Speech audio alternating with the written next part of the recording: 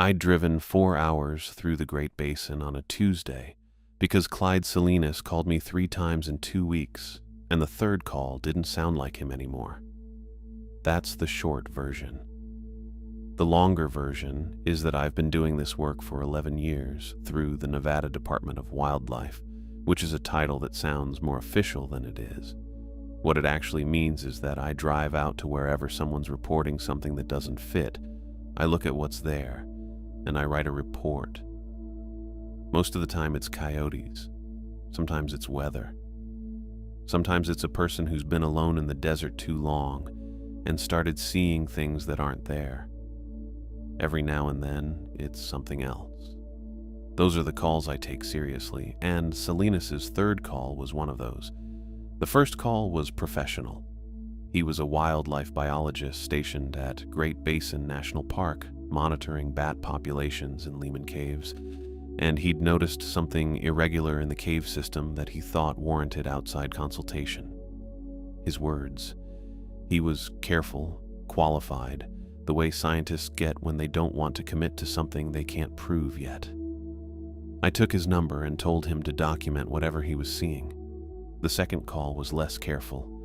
He said there'd been an incident involving visitors to the backcountry. He said the Park Service had been notified, but he didn't think they understood the scope of it. He used the phrase "scope of it" twice. I told him I'd look into it. The third call came at 11:47 at night. He didn't say hello. He just started talking, and the hedging language was gone, and by the time he stopped talking, I was already looking for my keys. I got to the visitor center around 2 in the afternoon. The parking lot was mostly empty.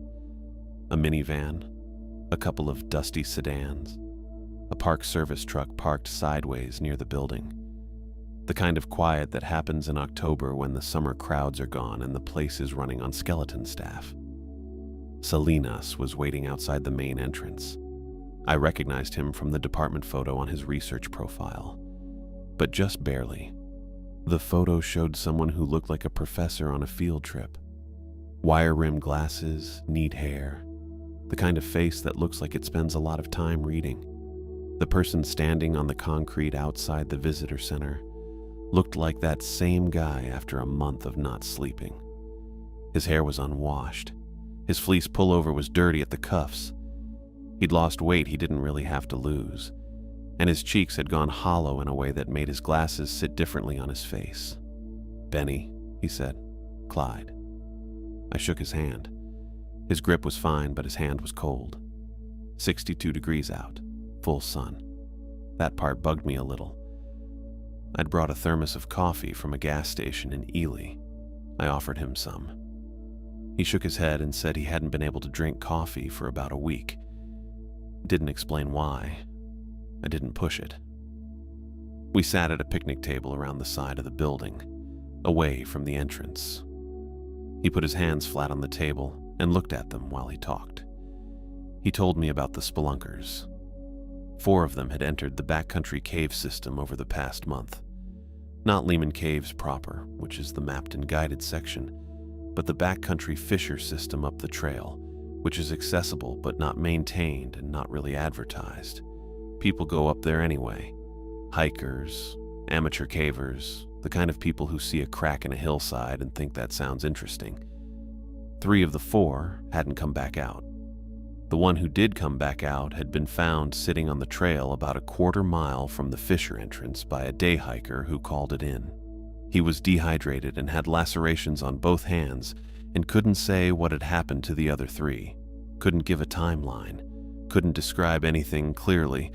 The one detail that came through, the one thing he kept repeating, was that the breathing had seemed to come from the walls. Salinas said this flatly, like he'd already turned it over so many times it had stopped feeling strange to say out loud. The breathing had seemed to come from the walls. I wrote it down in my field notebook. I've got bad handwriting. That's me. I asked him what the Park Service response had been. He said they'd done a search of the main cave system and found nothing, and that they were treating the missing persons as a separate matter from whatever the survivor had reported, which he said with a tone that made clear what he thought of that approach. I asked him if he'd been inside the backcountry fissure himself. He looked at his hands again. "Once," he said. "3 weeks ago, I didn't go far." He didn't say what he'd seen or heard in there. I didn't ask yet. I figured I'd see it myself. We walked the trail up from the visitor center, heading northeast into the scrub and limestone. The path was marked and maintained for the first half mile, then it got rougher. Salinas walked fast and didn't talk much. The air smelled like sage and dust and something underneath that I couldn't place yet. About 100 yards off the marked trail, through a gap in the brush that you'd miss if you weren't looking for it, the fissure was there. It was narrow, maybe 2 feet across at the widest point, running vertically in the limestone face of a low outcrop. Not dramatic looking, not the kind of thing that would make you stop and stare. Just a crack in the rock with darkness inside it. I crouched at the entrance and looked at the ground. The drag marks were there. 2 parallel lines in the dirt, pulling inward toward the fissure, like something had been dragged through the opening from outside. They were wide enough to be a person. I followed them with my eyes as far as I could into the dark, and then they disappeared. The smell hit me when I got close. Copper and wet stone. I've smelled copper before in fieldwork, and it's never a good sign. I noted it and kept going. I stood up and looked at Salinas. "I need to go in." He shook his head. Not slowly, not with any hesitation. Just no. "I figured," I said. "Will you stay out here and monitor radio contact?" He said he would. He said it like it was the only thing he could still offer, and he knew it. I went back to my truck and geared up. Headlamp, fresh batteries, thermal scanner, the Fluke model I'd been using for 3 years, calibrated in August, tranquilizer rifle with a compound I'd been using since the Oregon job 2 years back, which had dropped a 600-pound unclassified in under 4 minutes. I loaded 2 darts and put 2 more in my jacket pocket. I clipped the radio to my vest and checked the channel with Salinas. Clear signal. He was standing 10 feet from the fissure when I came back up the trail. He didn't move any closer. "Stay away from the entrance," I told him. "I know," he said. I turned sideways and squeezed through the fissure. The rock was cold and pressed against my chest and back at the same time. I moved slow, maybe 6 feet of tight passage, and then the walls fell away and I dropped about 18 inches onto the floor of a passage that opened up fast in every direction. I got my footing and raised the headlamp. The passage ran forward and downward, and the ceiling climbed as it went. By the time my light reached the far wall, I was standing at the edge of something that wasn't really a passage anymore. It was a chamber, and it was enormous, and the far wall was at the edge of what my headlamp could reach, which meant it was at least 60 feet away, probably more. I raised the thermal scanner and pointed it into the dark. The reading came back immediately. I looked at it. I recalibrated the scanner and pointed it again. Same reading. I recalibrated a second time, manually, going through each step the way the manual says to do it when you think the instrument is wrong. Same reading. The heat signature was massive, and it was moving. I kept moving.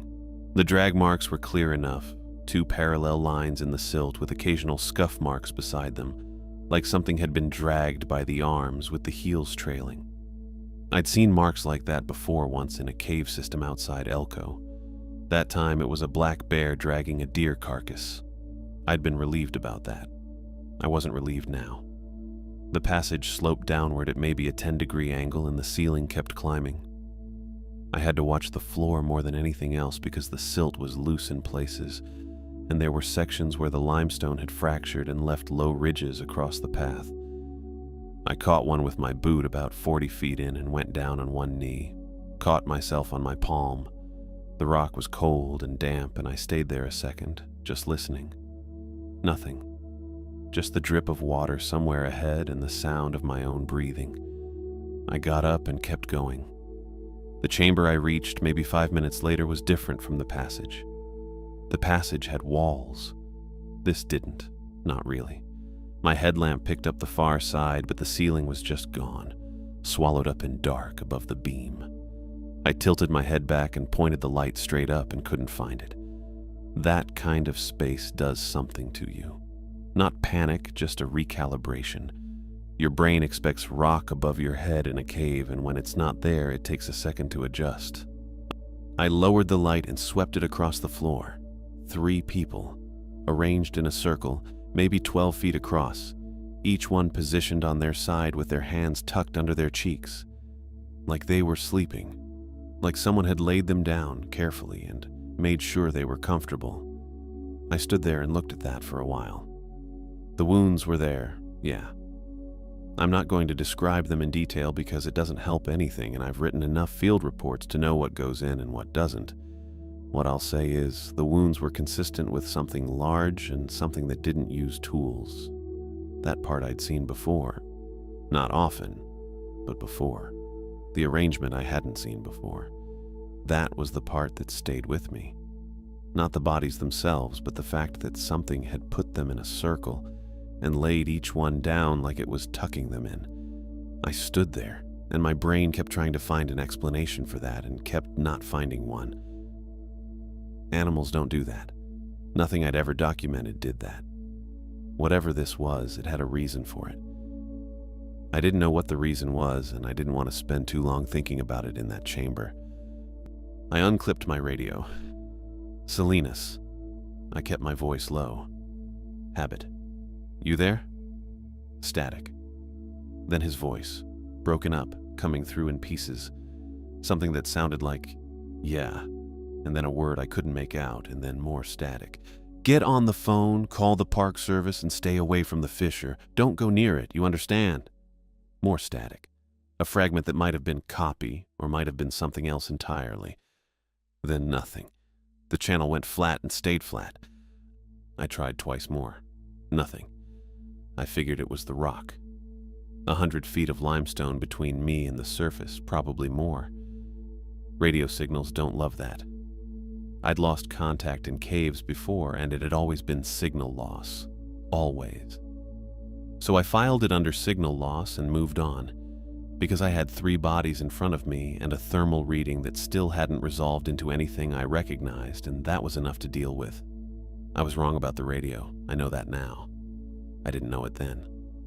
I took photos of the chamber and the arrangement, marked the GPS coordinates even though I knew the satellite ping was probably useless this deep, and then I backed up toward the passage.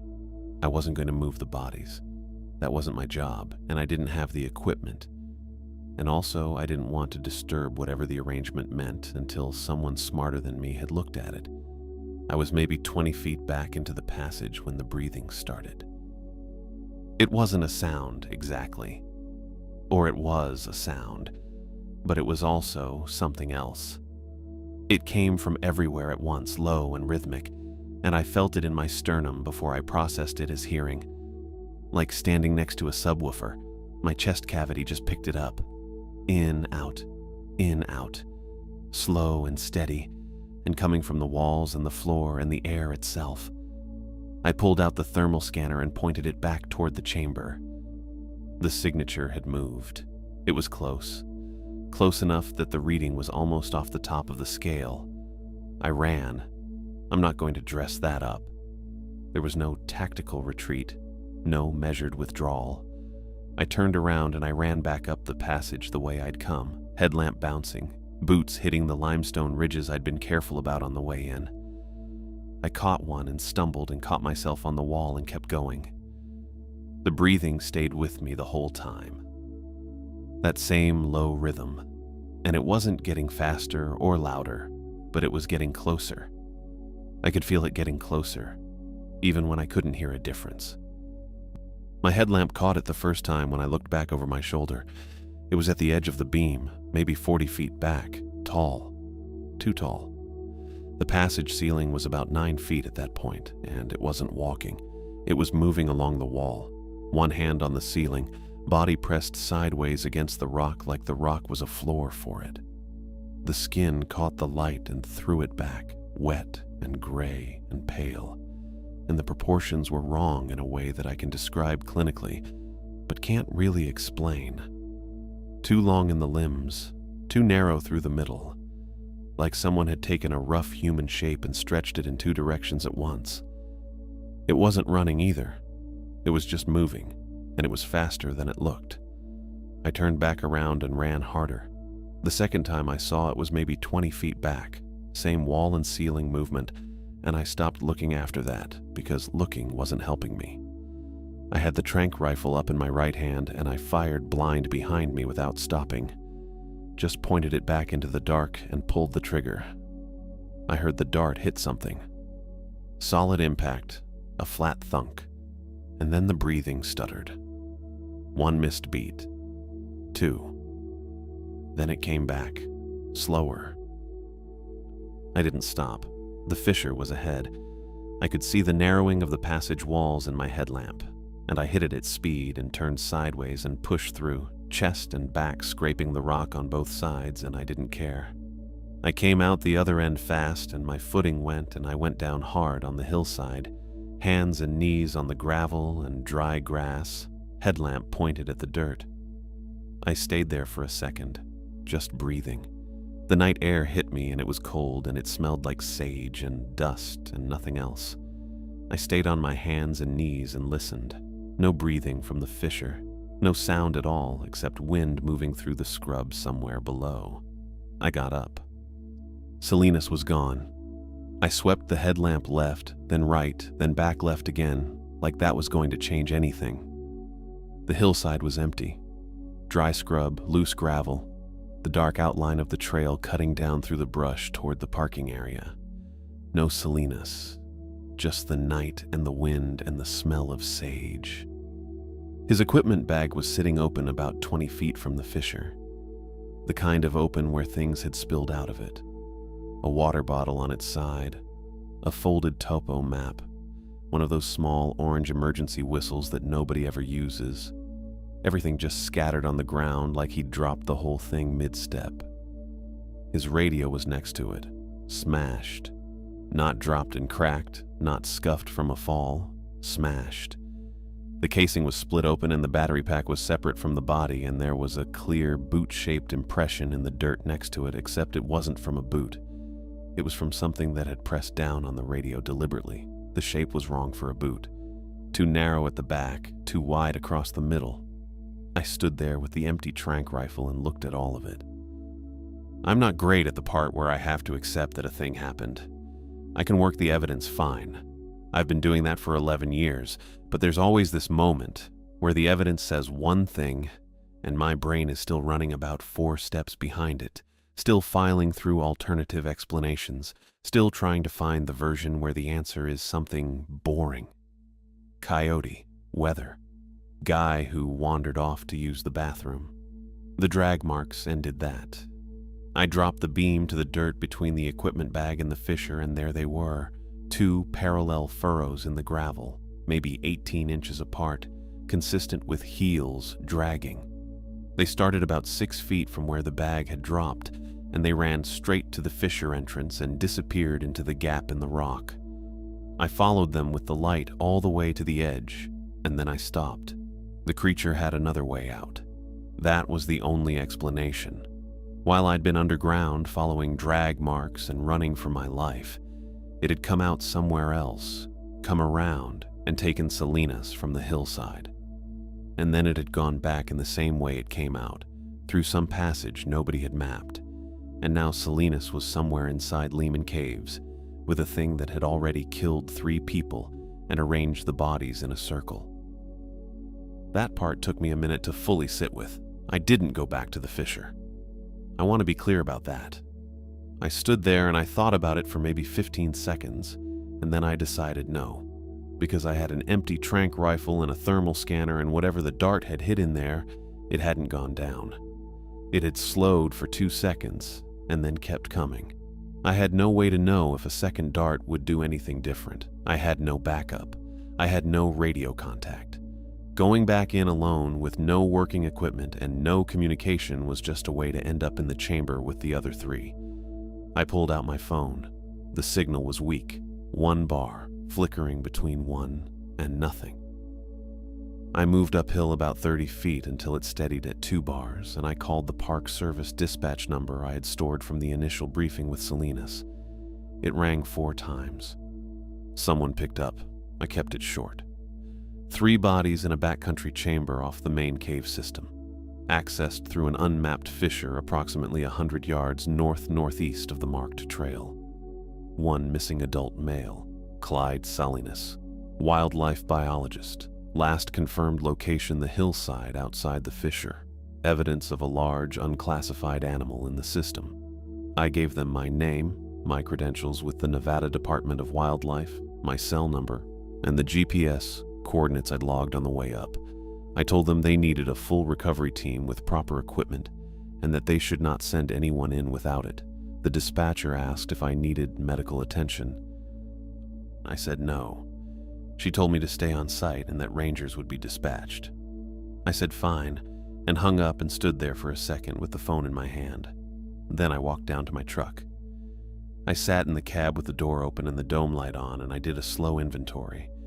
Both knees were scraped up from the fall coming out of the fissure. Not bad, but bleeding a little through the cargo pants. My left palm had a cut across the base of the thumb from the rock. My canvas jacket had a long tear across the right shoulder. I had 1 unused tranquilizer dart in my vest pocket, and the thermal scanner clipped to my belt, and that was about it for equipment. I got the first aid kit from the glove box and dealt with the hand. Then I sat there and waited. An hour is a long time when you're sitting in a truck in the dark at the edge of the Great Basin with nothing to do but think. I didn't turn the radio on. I just sat there and watched the trail and thought about the drag marks and the smashed radio and the 3-year-old registration that hadn't happened yet, though I didn't know about that part yet. I was still on the drag marks, still running the geometry of how the creature had come out while I was in, which meant there were at least 2 points of access to the surface, which meant the steel plate Garza would eventually put over the fissure was going to accomplish basically nothing, but I didn't know that yet either. The headlights came up the access road around 1 in the morning. White Ford F-250 with the Park Service markings, moving slow on the rough track. It pulled up about 30 feet from my truck and 2 rangers got out. The older one came around the front of the vehicle first. 6 feet, stocky, silver hair cropped close, moving with the kind of unhurried steadiness that means somebody's been doing a job long enough that nothing surprises them much anymore. He had the standard tan and green uniform and a well-worn duty belt, and he walked toward me like he had all the time in the world. "Benny Lloyd?" he said. "Yeah." "Carter Garza?" He didn't offer a hand, just nodded once. "You want to walk me through it?" The younger one had come around the passenger side and was standing back a few feet, arms loose, watching me with a flat expression. Clean uniform, neat dark hair, the kind of squared-away posture that's still a little deliberate. He didn't introduce himself right away. He just looked at me the way people look at someone they've already made a decision about. I walked Garza through it. All of it. The fissure, the passage, the chamber, the 3 bodies arranged in the circle, the thermal readings, the chase, the dart, the drag marks outside. I took him up the trail to the fissure entrance and showed him the equipment bag and the smashed radio and the drag marks in the gravel. I showed him where they started and where they ended. He crouched down and looked at them with a flashlight for a long time without saying anything. Mike, the younger one, had followed us up. He was looking at the drag marks too. Then he looked at me. He didn't say anything, but his expression said it. I unclipped the thermal scanner and handed it to Garza. Footage is on there, everything from when I entered. The heat signature, the movement pattern, all of it. Garza took it and turned it over in his hands. "You said the signature was large." I recalibrated twice. The reading was accurate. He nodded slowly, didn't push back on it. Just stood there with the scanner and looked at the fissure entrance and then back down the hill toward the trail. "We found a vehicle at the trailhead when we came in," he said. He said it carefully, like he was choosing the order of the words. "Registered to a Clyde Salinas." "That's not possible," I said. "I drove up with him. He was in my truck." Garza looked at me. "Registration in the glove box is 3 years old." I didn't say anything to that. I didn't have anything to say. I just stood there on the hillside with the wind moving through the scrub below us and the dark mouth of the fissure about 10 feet away, and I had no explanation. Taylor didn't say anything either. That surprised me a little. I'd figured he'd push back on the registration thing, use it to reframe everything else I'd told them. He just stood there with his hands on his hips looking at the fissure entrance. Maybe he was doing the math the same way I was. Maybe he'd already decided I was unreliable and didn't see the point. Hard to say. Garza made some calls. I sat on a rock about 30 feet from the fissure and drank the last of the water from my pack and waited. The wind had picked up. It was cold in the way the desert gets cold at night, fast and total, like someone just turned it off. I zipped my jacket and watched the beam of Taylor's headlamp move back and forth along the hillside below the fissure while he photographed the drag marks. The recovery team arrived around 11. 6 people in 2 vehicles, a white park service truck and a gray van with equipment cases stacked in the back. They came up the trail with a lot of gear and not a lot of conversation, which I respected. I'd worked with teams that needed to talk through everything before they moved and teams that just moved. These were the second kind. Garza introduced me to the team lead, a woman named Dr. Reyes, short, efficient, with a headlamp already strapped to her forehead and a tablet in her hand. I walked her through what I'd told Garza. She listened without interrupting, which I also respected. When I finished, she asked 2 questions. How wide was the main passage? And had I observed the creature moving vertically on the cave walls or only at an angle? I told her the passage was roughly 8 feet at the widest point I'd seen, and that it had moved on the walls and ceiling both, not at an angle, flat against the surface. She wrote something on her tablet and nodded. Didn't react to that second part. Either she'd heard stranger things or she was very good at not reacting. I didn't ask which. They weren't going in through the fissure. Garza had already decided that, and I agreed with it.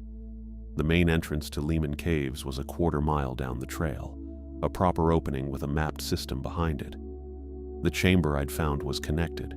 It had to be, based on the thermal data and the layout I'd sketched out for Garza on the back of a receipt I found in my jacket pocket. Dr. Reyes looked at the sketch for about 10 seconds and said she knew the section. Said there was a secondary passage the bat survey teams use that put you into the deeper system without going through the tourist route. I handed over the thermal scanner. She took it and passed it to someone behind her without looking. Then they went in, and I stayed out. That part was harder than I expected. Not because I wanted to go back in. I absolutely did not want to go back in. It was more that standing on the hillside with nothing to do felt wrong after everything. I kept wanting to be useful, and there was nothing left for me to be useful at. I walked back down to the trail and found a flat section of rock near the trailhead, and sat there and ate a granola bar I found in my pack that I didn't remember putting there. It was stale. Probably had been in there since the Oregon job 2 years back. I ate the whole thing anyway. Taylor came and sat nearby after a while. Not close enough that we had to talk, but close enough that I knew he was keeping an eye on me. I didn't mind. It was probably protocol. I would have done the same. Garza checked in with me twice during the wait, once around midnight to tell me the team had reached the main chamber, once around 1 in the morning to tell me they'd found the bodies. All 3, arranged the way I'd described. He said it carefully, the arranged part. Like he was still deciding what to do with that detail. I just nodded. I'd already processed it as much as I was going to. The 3 hours felt longer than 3 hours. I counted the stars for a while, which is something I do when I can't sleep in the field. I know enough of the constellations to keep myself occupied for maybe 20 minutes before I run out of ones I can name with confidence. After that, I just looked at the dark and listened to the wind and thought about Salinas' equipment bag sitting open on the hillside with his radio smashed beside it. I kept coming back to the radio. Not the vehicle registration, which I couldn't explain and had mostly stopped trying to. The radio. Because the radio was physical evidence of something happening up here while I was underground. Something had come out and done that. Smashed it deliberately, which implied it understood what the radio was for. That was the part I kept circling. Garza came back down the trail around 2:15, and I could tell from the way he was walking that he had something to tell me that he wasn't sure how to say. He sat down on the rock next to me. Taylor stayed where he was. We found evidence of a fourth person in the chamber, Garza said. Recent, within the last 48 hours, they're estimating. Salinas. Probably. We didn't find him. He paused. We're still working the system, but the team lead thinks they've covered the accessible sections. I didn't say anything. There's one more thing. He held out a small evidence bag. Inside was a tranquilizer dart. My tranquilizer dart, or one exactly like it, from the same kit. Found it near the passage junction, about 40 feet from the fissure entrance on the interior side. I took the bag and looked at it. The dart was clean. The needle was intact. The compound chamber hadn't discharged. It's unused, Garza said. I heard it hit something. I know. That's what you reported. I turned the bag over. The dart was in perfect condition. No impact damage, no trace of whatever it had supposedly struck. No reason at all to believe it had connected with anything. I handed it back. I heard it hit, I said again. I wasn't arguing with him. I was just saying it because it was true, and I needed it to stay true even if the evidence said otherwise. He took the bag back and didn't push back on it. Just put it in his jacket pocket and sat there with me for a minute. The team came out around 3. Dr. Reyes gave Garza a rundown I was close enough to hear most of. 3 bodies recovered, 4th person unaccounted for. Cave system showed signs of extensive undocumented passage networks in the deeper sections. She said the thermal scanner footage was going to require analysis she couldn't do in the field. She said it twice. After that, Garza and 2 of the team members went back up to the fissure with a steel plate and a cordless drill. I watched them from the trail. It took about 20 minutes. When they were done, there was a steel plate bolted over the fissure entrance and a padlock through the hasp. I looked at that padlock for a while. It was a good padlock, heavy duty, the kind that doesn't rust. Garza had done it right, done everything he could do. That wasn't the problem. The problem was that the creature had come out of that fissure while I was inside the cave system, which meant it had used an exit that wasn't the fissure, which meant the fissure wasn't the only way in or out, which meant the steel plate and the padlock were keeping out exactly no one.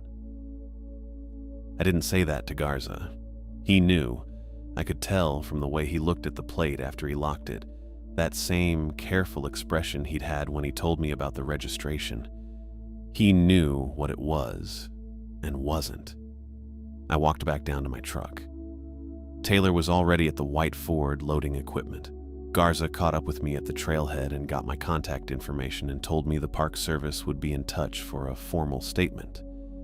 I gave him my card, then I got in my truck and drove back toward Ely.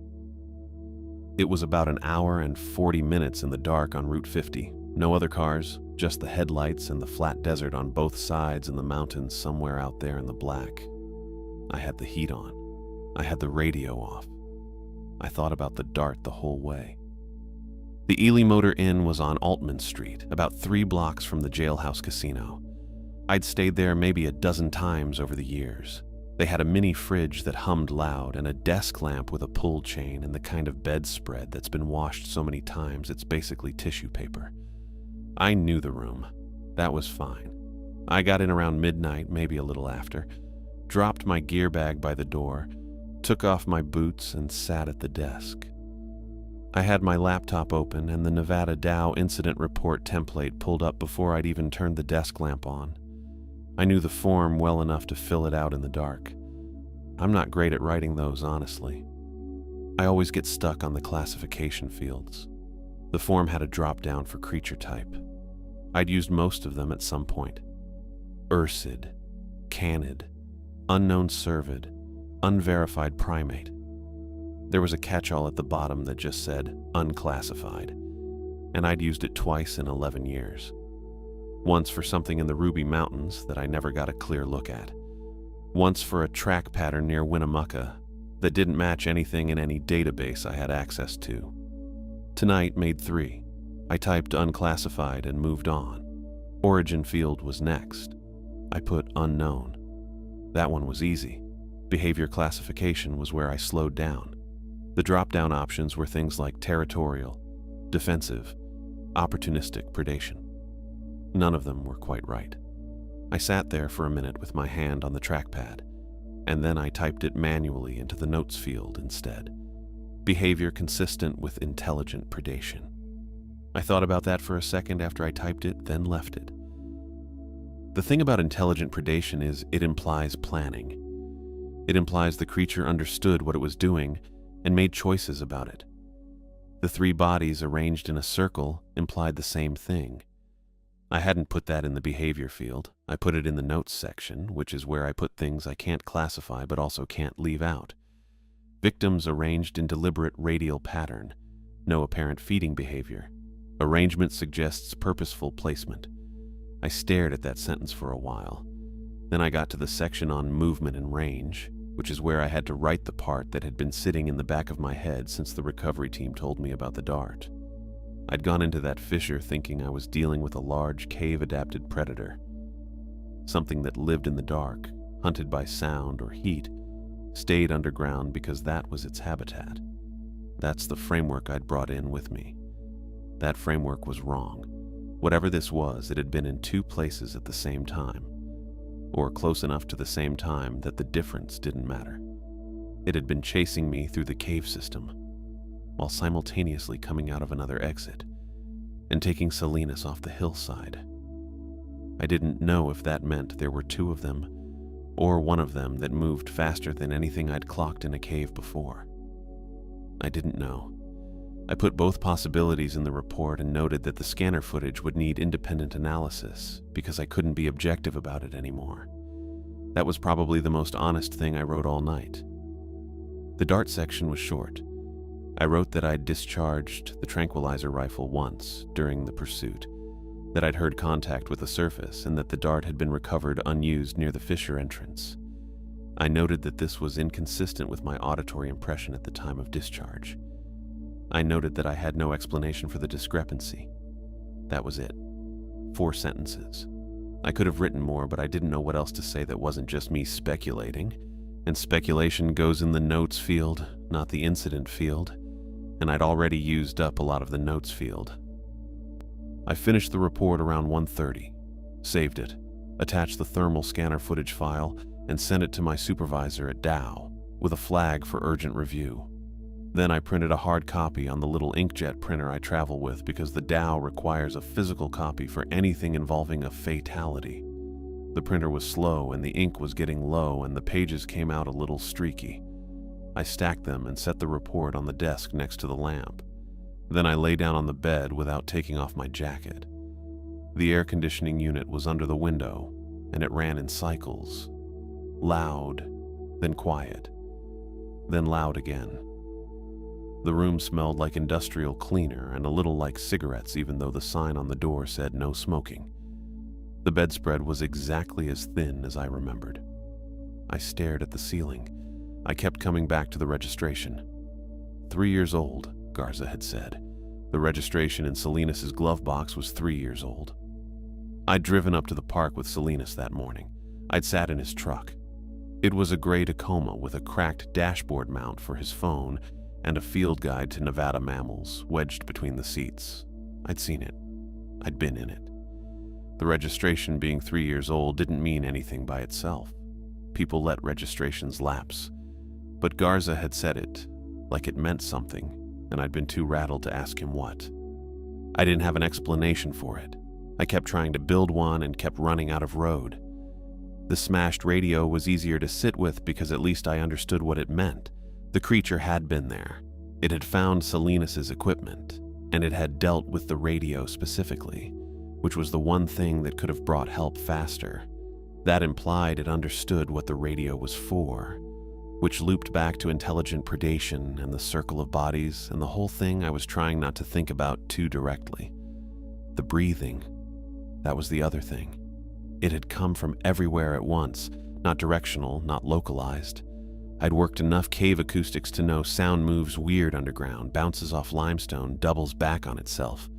But this hadn't felt like that. It had felt like the rock itself was breathing. I knew that wasn't possible. I put it in the notes field anyway because it was what I'd experienced, and the notes field was where the things went that I couldn't explain but couldn't leave out. Salinas. I kept arriving at Salinas. The recovery team had gone through the chamber, through the passage, through the whole accessible section of the cave system, and they hadn't found him. They'd found evidence of a fourth person recently present. That was Salinas. Or it was someone else entirely. And I wasn't ready to think about the someone else entirely option. The evidence said Salinas had been in that cave after I came out. The drag mark said the creature had taken him in through the fissure, which meant he'd been alive when it took him, because drag marks look different when the weight isn't resisting. And these marks had the kind of irregular spacing that meant the person was still moving. That was the thing I was holding on to. He was still alive. The evidence pointed that way. Not strongly, not conclusively, but it pointed, and the report on the desk next to the lamp was going to require a follow-up, which meant I was going to have to go back, which meant I needed Salinas to be alive because the alternative was that I'd sent him out there to wait alone and then driven away. The air conditioning cycled back on, loud, then settling into that steady mechanical hum. I kept my eyes on the ceiling. I wasn't going to sleep. I knew that already. The air conditioning ran. That was the whole night, basically. Me and the ceiling and that machine grinding away in the wall. I'd been in motel rooms like this one probably 200 times over 11 years. Baker, Nevada doesn't have a lot of options. The Stargazer Inn, which is what the sign said, though half the letters were burned out so it just said St. Gazer Inn, which sounded like a threat. The mattress had that particular stiffness that means it's either brand new or 30 years old, and this one was definitely not brand new. There was a water stain on the ceiling tile above the bed, shaped like nothing in particular. I stared at it for a long time. The dart was the thing I kept coming back to. I'd fired that rifle blind, running in the dark, with something behind me that I couldn't fully see. I'd heard it hit. I was certain I'd heard it hit. That solid thunk of a dart making contact. And the breathing had stuttered. That low chest vibration rhythm had broken for just a second, which was enough for me to make it back to the passage. I'd built my whole exit around that moment. Fired, heard contact, felt the breathing stutter, ran. The recovery team brought the dart out unused, unfired basically, still loaded. I'd turned that over in my head during the drive back from the park, and I was still turning it over now. There were a few ways it could go. One, I'd missed. The dart had hit the cave wall and the breathing had stuttered for some other reason. Two, the dart had hit but hadn't penetrated, which would tell me something about the skin. Three, something I wasn't thinking of yet. I was leaning toward option one because option one was the most boring, and in this work, the most boring answer is usually right. But the breathing had stuttered, right after the sound of contact. That was a hard thing to set aside. I'd dropped a 600-pound cryptid in Oregon with that compound. I had one dart left in the rifle, sitting in my equipment bag on the floor next to the desk. I looked at it for a second, and then looked back at the ceiling. The three bodies in the circle bothered me more than any of it. The creature had arranged them. That was the thing. Not stacked them, not left them where they fell. Arranged them in a deliberate circle, positioned like they were sleeping. That takes time. That takes something that has a reason to do it, even if I couldn't figure out what the reason was. In 11 years, I documented things that killed and things that cached food, and things that marked territory in ways that were uncomfortable to look at. I hadn't documented anything that arranged its dead. That was a category I didn't have a file for. I thought about Salinas. He'd looked hollowed out at the visitor center. That was the word I kept using in my head. Hollowed. Like he'd been running on something other than sleep for a while, and whatever it was had started running low. He'd handed me his field notes, and they'd been meticulous right up until the last week. Then the handwriting changed, got smaller, more pressed into the page. The notes from the last 3 days were mostly just times and sounds. 3:42 a.m., breathing sound from North Passage. 4:17 a.m., same. The word breathing underlined twice in the last entry. He'd known what was in there before I did.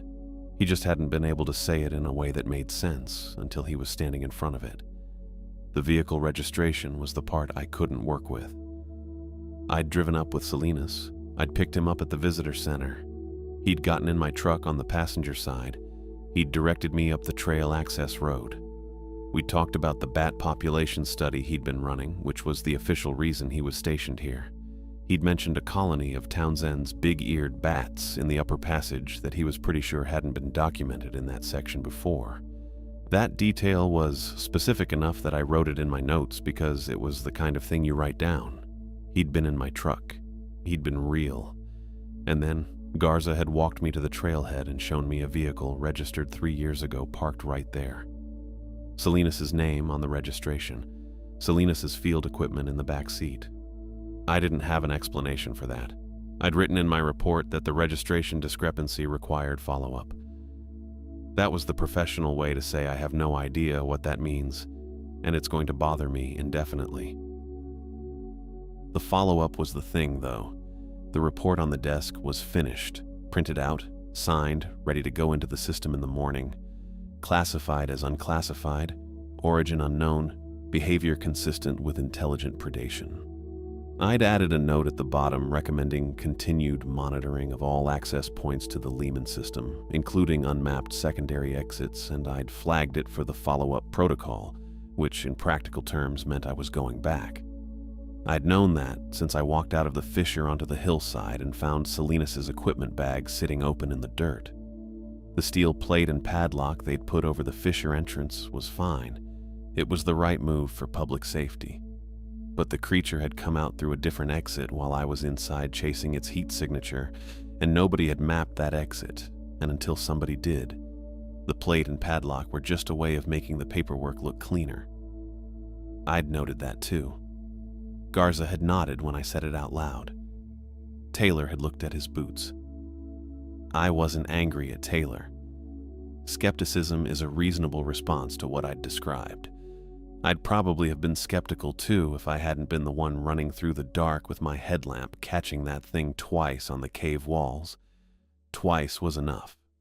The way it moved, pressed flat against the stone, flowing rather than running, too tall, too thin, reflecting light back wrong. Twice was more than enough. The thermal scanner footage was in Garza's hands now. That would help with Taylor eventually.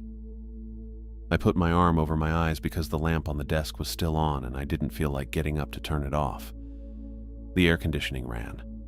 I thought about Salinas saying the bat colony might be undocumented in that section.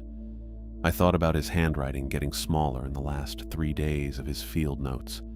I thought about the drag marks with that irregular spacing that meant the weight was still resisting. He was alive in there. The evidence pointed that way, not strongly, not in a way I could put in the report as anything more than trace evidence of recent presence, but it pointed. I'd been doing this work for 11 years, and I'd learned one consistent thing, which is that unclassified doesn't mean finished. It means you don't have enough yet. It means the file stays open. It means you go back when you have more equipment and a better plan, and maybe someone who isn't going to stand outside the fissure alone while you're underground. I was going to need a partner for the follow-up. That was a practical problem I hadn't solved yet. Most people I'd worked with in the field had a threshold, and I'd probably crossed it tonight by describing what I'd seen to Garza. I'd think about it in the morning. The lamp on the desk threw a yellow rectangle across the wall. My report sat next to it, clipped and stacked. 11 pages. The last line read, "Follow-up investigation recommended. Timeline pending resource allocation." That was the professional way to say, I'm going back in. I kept my arm over my eyes and listened to the air conditioning and thought about Salinas' bat colony in the upper passage. Undocumented, probably still there. I thought about a creature that arranged the dead in circles and came and went through exits nobody had found yet. I thought about a dart I was certain had connected and a recovery team that said otherwise. The ceiling stain was still there when I moved my arm, still shaped like nothing. I reached over and turned off the lamp. The room went dark. I wasn't going to sleep, but I was going to lie there and let my eyes rest and think through the follow-up plan until it was light enough to drive. Baker to Ely was 2 hours. I knew the route. I'd driven it in the dark before. I closed my eyes. The work wasn't finished. It wasn't close to finished. But I was still here, and the file was still open, and that was enough to start with.